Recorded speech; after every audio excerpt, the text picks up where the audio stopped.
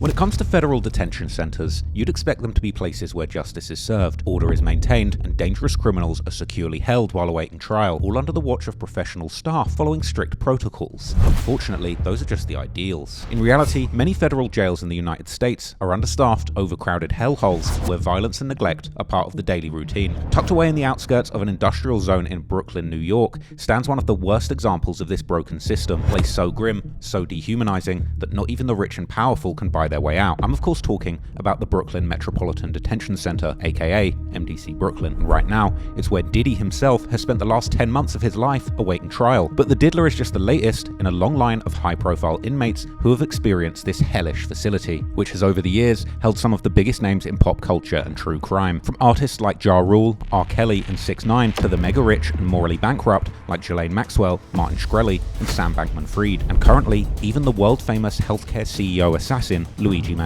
So today, we're going to take a look back at the history of MDC Brooklyn, break down how it became one of America's most notorious jails, and explore the long and bizarre list of famous faces who found themselves locked behind its steel doors.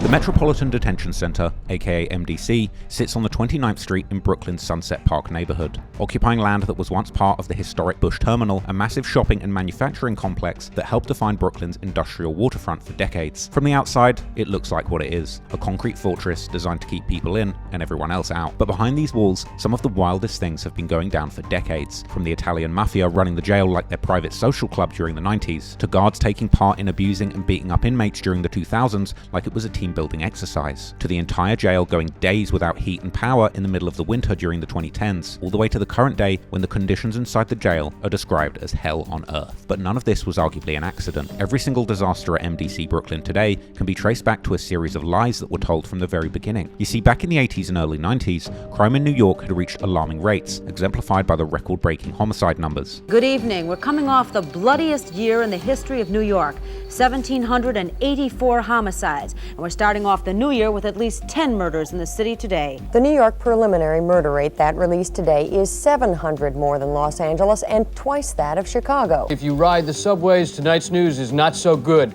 Subway crime has hit an all-time high, according to the Transit Police. Early this morning, 300 city cops, federal drug agents, and state police from the Federal Drug Enforcement Task Force arrested 38 people in 22 locations, mostly in New York City. They're charged with running 9 wholesale drug rings, 7 of which allegedly sold heroin with a total street value of $2 billion. It all started right here, a blood-soaked street on the east side where former Gambino godfather Paul Castellano was gunned down on Gotti's order in a brazen storm of gunfire in December of 1985. This is the 5th time a cop has been shot in the past 4 days. On Friday afternoon, a uniformed police officer was shot as he tried to pursue 2 hold-up men in Harlem. On Friday night, 2 off-duty cops were shot as they left a barbershop in Brooklyn. And on Sunday, another off-duty officer was shot after a group of men tried to rob him in Flatbush, Brooklyn. Because of this, New York's detention facilities, like the Manhattan Jail, which had been the primary federal detention facility for the city since the 1970s, was packed beyond capacity with inmates awaiting trial, leading to some detainees being released simply due to lack of space to house them. This looked particularly bad for the city's politicians at the time, like the mayor Ed Koch. Needed somewhere else to stash these federal defendants awaiting trial, and lucky for them, they would end up finding some old warehouse buildings in Brooklyn. As the local residents would find out about these plans, they would protest loudly, raising concerns about traffic congestion, strain on water and sewage systems, and the general impact of having a federal jail in their neighborhood. Moreover, the site had long been planned to host offices that would have provided hundreds of well-paying jobs to the locals. But despite the strong opposition by the residents and the local Brooklyn politicians, the mayor and the feds would move ahead building their new jail, which was supposed to house 1,000 inmates. But here's the thing about institutional power. They never tell you the real plan up front. What they didn't tell the residents was that they were planning something much bigger from the jump. Almost as soon as MDC Brooklyn officially opened its cells, locals would uncover the first major deception in what would become a 30-year pattern of lies and cover-ups, as it would turn out that a facility that was supposed to house 1,000 inmates was actually about to house up to 3,000 inmates. When a local politician would confront the Bureau about the deception, they would claim that it was all just a simple misunderstanding over the word beds. This overcrowding created the perfect conditions for the first major scandal in the facility, and in 1994, some genius decided to house 21 members of the Colombo crime family together in one wing. Within weeks, these mobsters had basically basically taken over their entire section of the prison. They'd surround guards during searches, hoard foods until other inmates went hungry, and literally hung an Italians only sign outside the TV room. Among them was Billy Fingers, real name William Cotolo, a former acting underboss who'd survived multiple assassination attempts in the streets during the Colombo family's numerous external and internal conflicts. It would take 6 months to break up this mafia social club masquerading as a prison wing, but of course that was just the beginning of MDC Brooklyn's problems, as just 3 years later, federal investigators would uncover something that made the Colombo takeover look like a minor disciplinary issue. In 1997, the Department of Justice launched what they would call Operation Badfellas, and what they found was a corruption scandal so massive that it exposed the entire facility as basically a criminal enterprise. 20 people were arrested, including 11 guards, who had been running what amounted to a luxury hotel service for mafia bosses and drug dealers, including officers smuggling vodka hidden inside Evian water bottles, gourmet Italian food, heroin, marijuana, and even styling gel to inmates who could afford to pay anywhere from $100 to $1,000 per delivery. One guard was caught on surveillance video saying that he wanted to attend the mobsters' meetings inside the prisons so he can learn who was going to be whacked next, while another one was providing inmates with confidential files that could identify snitches in the facility, the kind of information that gets people killed on the streets. And all of this was happening while the FBI watched inmates conduct business like they were running corner stores instead of serving federal time. But of course, things were about to get way worse, because over the next 2 decades, MDC Brooklyn would build up a solid rep as one of the most troubled facilities in the entire country. This would be proven tragically correct during the 2019 power crisis, when a power outage left over 1,600 inmates without heat and electricity for days, not just once, but twice, proving just how much the feds didn't care. Inmates burned paper and clothing to stay warm, wore socks on toilet seats, and banged on windows crying for help while their loved ones protested outside. But still, the jail reportedly first refused outside assistance in helping the inmates. They are human beings! They are human beings! Extra police are on hand to manage protesters banging, yelling, honking. Outside the Metropolitan Detention Center in Sunset Park, some of the more than 1,000 inmates held here responding with flickering book lights. Inmates could be heard banging on cells in protest throughout the day Friday and Saturday. A shipment of blankets and hand warmers had been delivered Saturday night, courtesy of the city, after MDC allegedly refused help earlier in the week. There was no real communication with the detainees at the very beginning. And as a result of that, there was no real understanding as to why they were in the circumstances that they were in. Conditions inside of the Metropolitan Detention Center in Brooklyn during a 7-day power outage that caused protest and outrage by elected officials because of the cold temperatures and lack of heat were much worse than initially reported, according to new reporting by the New York Times. Now, the Justice Department has an ongoing investigation into what happened, but so far the warden hasn't been officially reprimanded and there have been no changes inside of MDC. It's almost as if that blackout never happened. By 2024, the chaos had reached new levels, moving past administrative failures or corruption to actual bodies dropping, when 2 inmates were murdered just months apart and many others were seriously injured in attacks orchestrated by 9 assailants. While in another case, an inmate orchestrated a real-world murder from his cell using a contraband phone, resulting in an actual fatal shooting outside of a nightclub in Queens. The Bronx to Brooklyn, a shocking murder-for-hire arrest in that borough, and the suspect accused of orchestrating it all is a detainee at a federal lockup.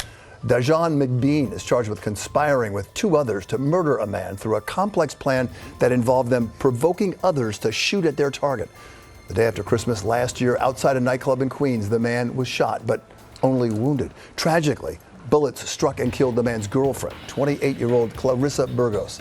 Prosecutors say McBean was able to orchestrate the murder plot by using a contraband cell phone. In online spaces, some people who have allegedly been at MDC have shared their own stories about the hellish conditions, like how in any conflict situation, also the victim is punished and placed in a special housing unit, aka SHU, which means that you're stripped, put in an orange jumpsuit, and thrown in a tiny cell where you basically stay around the clock for days on end, with nothing else to do but smoke synthetic paper strips sprayed with fent, and for some reason, raid bug spray, which makes the users pass out, vomit, or have seizures. Things got to a point in September 2024 that a federal judge declared the conditions so barbaric and dangerous that he would rather vacate an inmate's sentence than send him to MDC Brooklyn, leading the jail to halt taking in any inmates who have actually been sentenced. However, that wouldn't help Diddy, who would be sent to MDC Brooklyn that very same month. Sean Diddy Combs is locked up in a federal jail that has been plagued by harsh conditions and violence. The Metropolitan Detention Center in Brooklyn has seen multiple deaths in recent years. An inmate was stabbed to death in July, and several others have died by. It's It's these reasons, among others, that Combs' lawyers are fighting to get him out of there.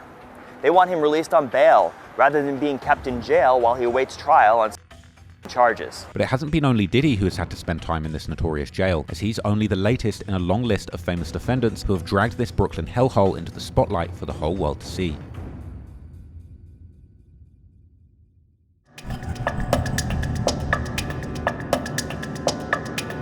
After the suspicious death of Jeffrey Epstein shut down Manhattan's federal jail back in 2021, MDC Brooklyn became the only slammer in town for high-profile federal defendants.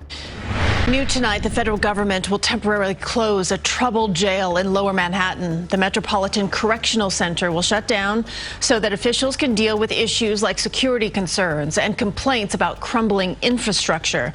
The Justice Department did not say how long it will be closed, though several problems did come to light after Jeffrey Epstein died inside his jail cell 2 years ago. 233 inmates are expected to be transferred to a federal jail in Brooklyn. What followed was a parade of celebrities, from disgraced former crypto kings to infamous baby-oiled diddlers to world-famous killers, all getting a crash course in what life is really like when the justice system drops its massive hammer on you. Pause. However, even before the Jeffrey Epstein saga, MDC Brooklyn had already become the celebrity crash pad for stars who swapped red carpets for concrete blocks, although the first notable inmate there wasn't some washed-up actor, but a man who actually stood for something, the civil rights activist Reverend Al Sharpton, who was locked up more for a cause than a crime after he was arrested for trespassing on federal property during a protest against US military exercises in Vieques, Puerto Rico, landing him in the Brooklyn jail for a 90-day sentence in 2001. Then, about a decade later, Ja Rule would be one of the first major hip-hop figures to get a taste of MDC Brooklyn back in 2013, after the Queens rapper had gotten locked for a gun possession as the cops found a loaded .40 caliber in his Maybach following a 2007 concert. Ja Rule is gaining headlines, not for his music, but for his legal woes. The rapper, real name Jeffrey Atkins, surrendered to New York police today as he begins a 2-year prison sentence for criminal possession of a firearm. Prosecutors said that, back in 2007, police on Manhattan's Upper West Side discovered a loaded semi-automatic with the serial number scratched off in the back seat of his luxury sedan. Hours before being taken into custody, Ja Rule tweeted, "Out on my patio, having my last free moment. I love all my fans. Pain is love." While Ja was serving his sentence in upstate New York, he would also be found guilty of tax evasion, and after serving his original sentence, the feds would do a sweep and put him in MDC Brooklyn to serve the rest of his jail time. What no one knew, however, is that Ja Rule's stint would be just the beginning of MDC Brooklyn's transformation into a celebrity central. 6 years later, the infamous farmer bro and one of the most punchable faces on the planet, Martin Shkreli, would get thrown behind bars, really putting the facility on the map. Before Shkreli would be incarcerated for securities fraud in relation to his investment company in 2017, he had received some questionable fame a few years earlier while being a CEO of a drug company, jacking up the prices of a life-saving drug by 5,000%. You can go down in history as the poster boy for greedy drug company executives, or you can change the system. Yeah, you. You've detailed the knowledge about drug companies and the system we have today, and I truly believe,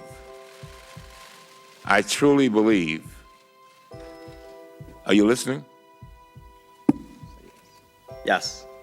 Thank you. Right after receiving the verdict in August 2017, Shkreli had hopped on a live stream where he downplayed his upcoming sentence, saying there was a 50-50 chance that he would even serve any time, and at most, it would be a few months. Infamously outspoken and notorious for raising the price of a life-saving drug 5,000%, Shkreli was true to form today, live streaming from his home right after the verdict. I'm one of the richest New Yorkers there is, and that's after today's outcome, it's going to stay that way. Shkreli's hubris would backfire, though, after he would post on Facebook that he was offering $5,000 for a strand of Hillary Clinton's hair. He would claim it was supposed to have been a joke, but that joke would get his bail revoked, sending him straight to MDC Brooklyn while awaiting sentencing. Shkreli would be stuck in Brooklyn's concrete hellhole for 6 months, while dealing with all the chaos that made MDC Brooklyn one of the worst places you could possibly end up. Then, his infamous Joker smile would be wiped off his face for a hot minute, as the judge would come back with a hefty 7-year sentence, sending Shkreli to serve the rest of his time in Fort Dix Federal Prison in New Jersey. Shkreli would ultimately be released from prison in early 2022, and since being freed, he's opened up about his time behind bars numerous times, while also telling about his time at MDC Brooklyn, seemingly choosing to portray himself as a guy who can adapt to any situation, although his stories tend to often bring resemblance to Malibu's Most Wanted. Brooklyn, that has a new popular, famous inmate named Sean Combs. And yes, and so if you're sort of doing too much, they send you up to the 8th floor, So I got to live on with the other inmates for a while, and then they sent me up. Because you were doing the most? I was doing too much. Because you were running the place? Yeah. And but Diddy is starting there. It was like, so I was with gangbangers, Bloods, YG, every gang you can imagine, and I had enough credibility. Queen of all used to rave. I had enough credibility with the blacks, because I listened to the rap music. And After Shkreli's stint, Brooklyn would get a brief break from celebrity drama, but that quiet period wouldn't last long, and less than a year after Shkreli had been transferred out of MDC Brooklyn, another controversial figure would make the facility his temporary home, this being none other than rainbow-haired blood Tekashi 6ix9ine. After 6ix9ine's arrest in November 2019, the media would immediately begin posting how he had been placed in the dangerous general population in the infamous Brooklyn jail, where the Crips would reportedly G-check him immediately due to his association with the 9 Trey gangster Bloods, while even the feds allegedly claimed that his life was in danger there. Tekashi 6ix9ine is in general population in prison in Brooklyn, and feds have warned that he could be in some danger. Well, because he's in general population. Yeah, that seems health risky. But this time, the concrete walls of MDC Brooklyn would witness one of the biggest betrayals in hip-hop history, because when faced with the possibility of spending the rest of his life behind bars, the rap sensation, who had built his entire career on controversy and street credibility, would make the decision to cooperate with the feds against his former associates, which would get him sent from the cold jail cells in Brooklyn, filled with the most hardened gangsters in America, to a secluded facility reserved for government witnesses. They moved 6ix9ine out of the federal holding area at the Brooklyn MDC to another federal holding area, supposedly where there are no gang members. Apparently, that area is strictly designated for non-gang members, okay? And also, which means neutral people, so non-gang members, and also people who are willing to discuss deals with the U.S. attorney, okay? Now, basically, if you don't know what discuss deal means, usually that includes snitching. The rainbow-haired cheese gobbler would ultimately be released from prison early in April 2020 after serving roughly 17 months due to asthma and coronavirus risk. After his release, he too would open up about his time in prison and the Brooklyn jail. Yeah, no, first night I got locked up, I watched Lone Survivor, and I was like, I'm definitely snitching, right? and then, no, seriously. So from the jump, from the jump, you laid down and you were stuffing your pillow. You're like, nah, it ain't gonna be long. However, that wouldn't be 6ix9ine's last time in the Brooklyn Detention Center, as he would continue to get in trouble after his release, both at home and abroad, and he would eventually be thrown back into the MDC Brooklyn in late 2024, this time for violating his supervised release by traveling to Las Vegas without permission and testing positive for methamphetamines, which he claimed to have been caused by his use of Adderall, not the real deal. But by the time 6ix9ine would make his return visit, MDC Brooklyn had already established itself as the go-to destination for high-profile defendants, and 2 years after his initial release, the facility would receive its most internationally notorious inmate yet, Ghislaine Maxwell, who would be locked up in 2020, bringing with her the global attention that comes with being Jeffrey Epstein's alleged accomplice in one of the biggest scandals in recent memory. Jeffrey Epstein's longtime confidant is now in custody in a Brooklyn facility. She's accused of helping recruit women for Epstein to...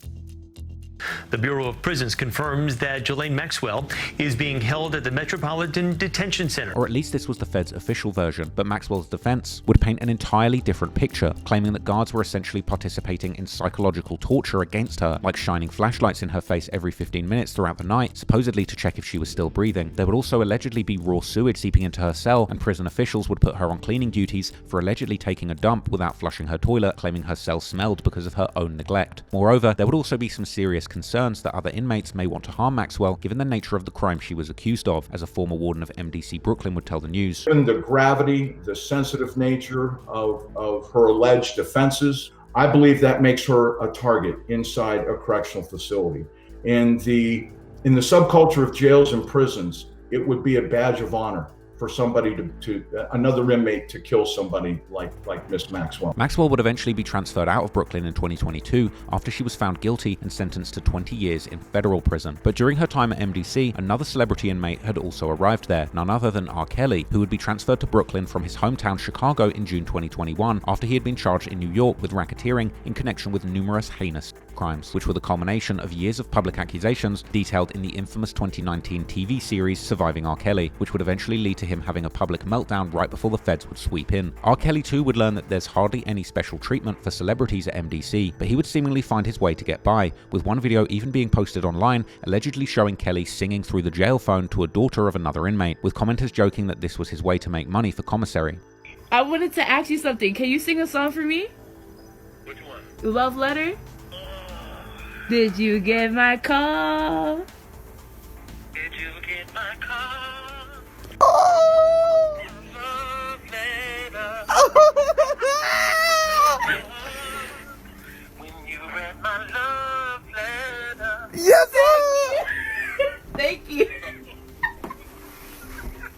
R. Kelly himself would eventually be convicted in 2021 and then sentenced to 30 years in 2022 for his case in New York, causing him to be sent to a federal prison. But only a few months after Kelly's sentence, another high-profile artist would take his place, former chart topper Fetty Wap, whose life had taken a dark turn after his initial hype would die down as he would return to the streets to fund his flashy lifestyle, eventually getting taken down in a major dope case. And while he would first be out on bail, he would allegedly threaten to kill someone while flashing a gun during a FaceTime call, which would get him arrested in New Jersey and thrown straight into the Brooklyn jail. Fetty would almost immediately plead guilty, but he would stay at MDC awaiting sentencing for several months, with media giving only small updates about his time there, like DJ Academics sharing a picture of Fetty with other inmates, seemingly in good spirits. While at Christmas time, TMZ would do a story about the Christmas menus at different correctional facilities, mentioning also Fetty and the menu at MDC, which apparently included the all-American staples like turkey, sweet potato, mac and cheese, and even fruit pie for dessert. In May 2023, Fetty would eventually be sentenced, receiving a 6-year sentence for a large-scale drug trafficking ring that shipped dope from the West Coast to his home turf in New Jersey and Long Island. Rapper Fetty Wap has been sentenced to 6 years in prison. His sentence is for his role in a drug trafficking conspiracy that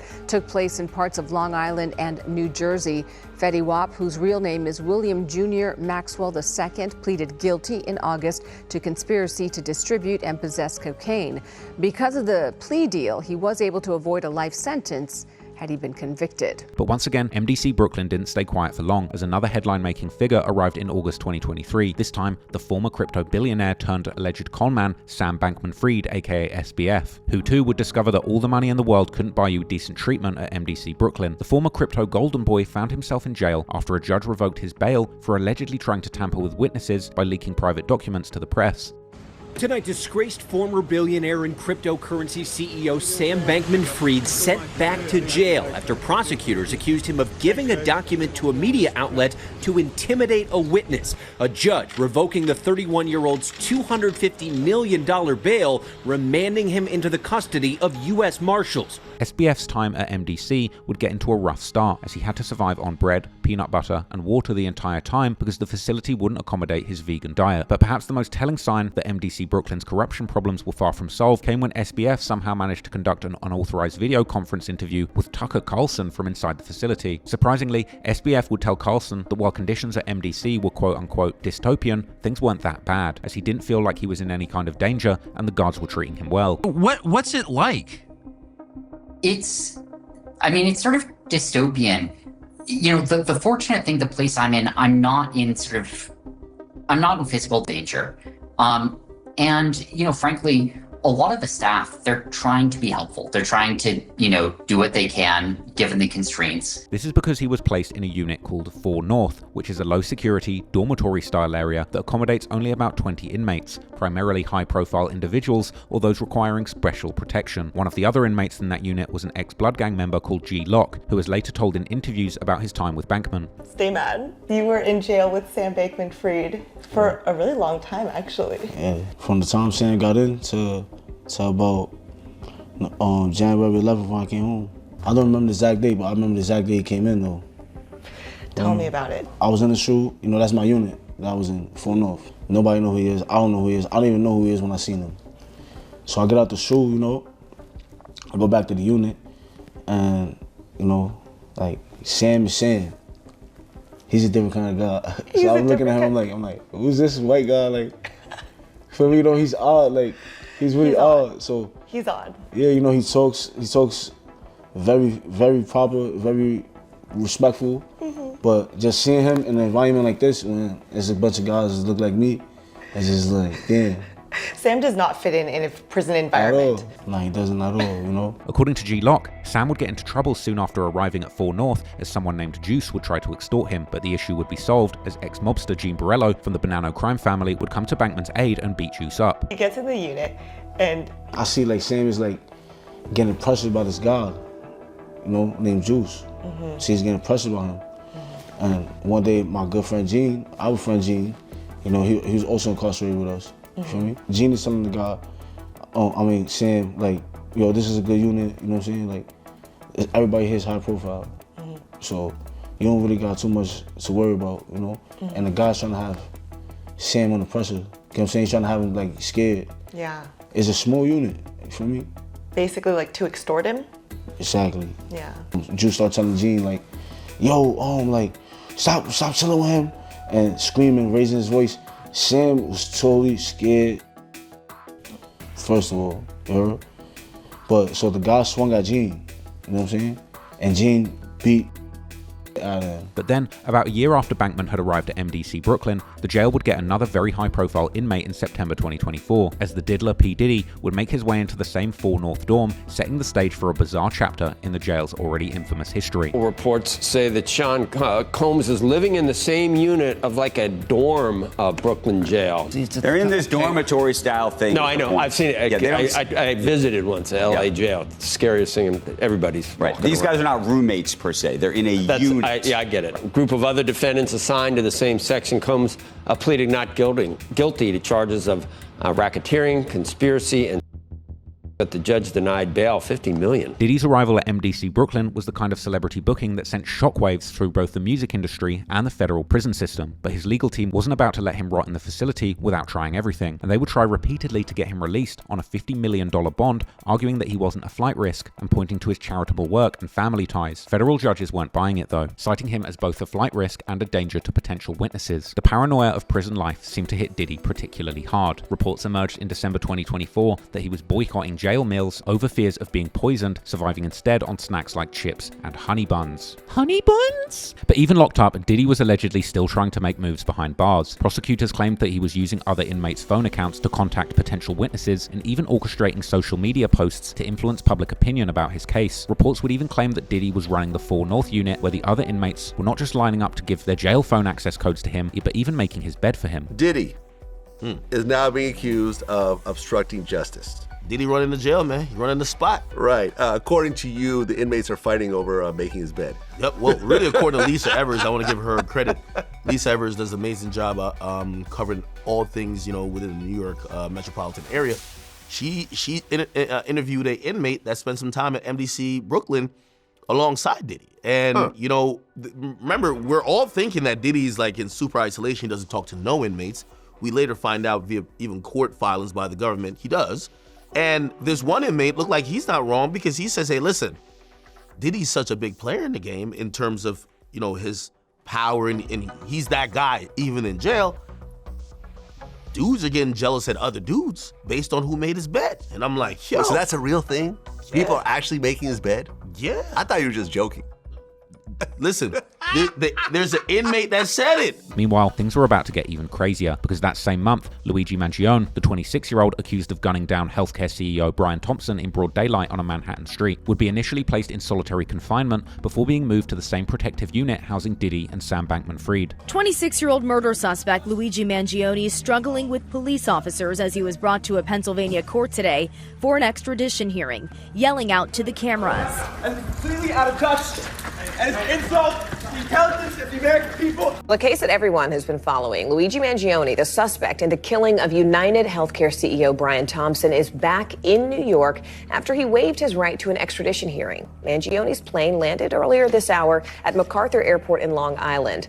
This comes after he appeared in a Pennsylvania courtroom earlier today with his attorney for 2 hearings. Well, the latest now on the murder of United Healthcare CEO Brian Thompson. His accused killer, Luigi Mangione, is now being held behind bars at the Metropolitan Detention Center in Brooklyn, the very same jail currently housing Sean Combs and Sam Bankman-Fried. But according to some reports, Diddy was actually getting jealous of Mangione suddenly being the one to get all of the attention in the jail, as Mangione's crime, contrary to the diddler's escapades, was considered noble by the other inmates, as claimed by the notorious true crime TV host Nancy Grace. Dad, is Diddy jelly?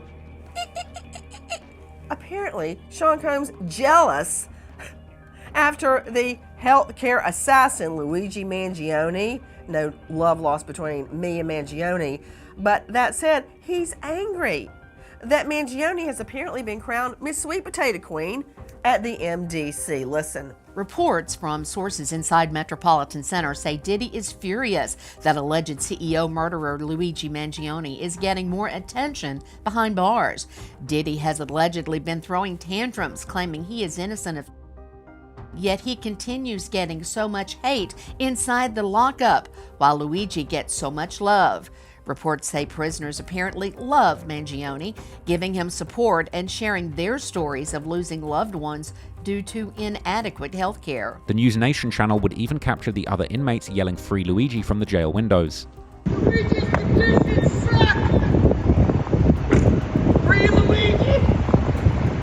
Meanwhile, scrutiny over MDC Brooklyn's chaotic conditions has only intensified. In September 2024, U.S. Attorney's Office would post a press release stating that an officer at the MDC had been charged for allegedly chasing a civilian vehicle through the Brooklyn traffic before firing 3 shots, one of them hitting one of the people inside of the car. The following month, it was reported that an interagency operation had been launched due to all of the media attention focused on the jail's horrible conditions. Then, in March 2025, news reports revealed that the Department of Justice had launched a dozen new criminal cases, all tied to misconduct inside the facility, ranging from violent assaults and attempted murders to drug smuggling operations, some allegedly involving the jail's own correctional officers. Prosecutors say this February 22nd fight sent 5 inmates to the hospital, one of them with 18 stab wounds. Security cameras captured inmates in the melee holding sharp weapons, including this one, which is about a foot long. The U.S. Attorney for the Eastern District of New York is charging 6 inmates for the fight. It's one of 12 separate cases the Justice Department unveiled Thursday, all involving the Metropolitan Detention Center in Sunset Park. In another case announced Thursday, prosecutors said staff discovered a package on the roof of the jail containing 18 cellular telephones, approximately 345 grams of marijuana, and a liter of drinking alcohol. Investigators believe MS-13 gang members in the jail used a smuggled phone to communicate about the package with a man who was arrested in Minnesota this week. The Justice Department also says in another case, a correctional officer at the jail got caught trying to smuggle in vacuum-sealed bags of marijuana and cigarettes. Over the decades, MDC Brooklyn has earned a reputation as more than just a detention center, but a true hell on earth, where some of the most notorious figures of our time, from mobsters and rappers to corrupt billionaires and political outcasts, have all been thrown behind its grim concrete walls. But despite its notoriety, MDC Brooklyn isn't a long-term prison. It's a temporary stop where these high-profile defendants wait in legal limbo as the system decides their fate, and for many, it's only the first brutal taste of what awaits them in the federal prison system. So, if I can conclude this video with one piece of advice, it's that you should always live your life abiding the law and do everything in your power to avoid getting sent off to somewhere like MDC.